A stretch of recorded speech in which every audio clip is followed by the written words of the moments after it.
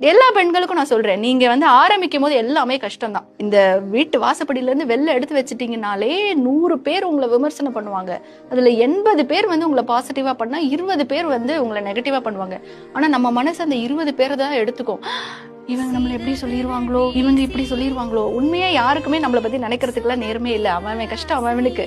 ஆனா நம்ம வந்துட்டு ஐயோ அவன் அப்படி நினைச்சிருப்பான், இவன் அப்படி நினைச்சிருப்பான்னு நம்ம வாழ்க்கையும் வாழாம, அதுக்கப்புறம் நமக்கு பிடிச்ச வாழ்க்கையும் வாழாம, நமக்கு அமைஞ்ச வாழ்க்கையும் வாழாம, அடுத்தவங்க என்ன சொல்லுவாங்களோன்னு நினைச்சுக்கிட்டே இருந்தா கடைசியில நீங்க திரும்பி பாப்பீங்க பிரகதீஷ், எதுவுமே இருக்காது.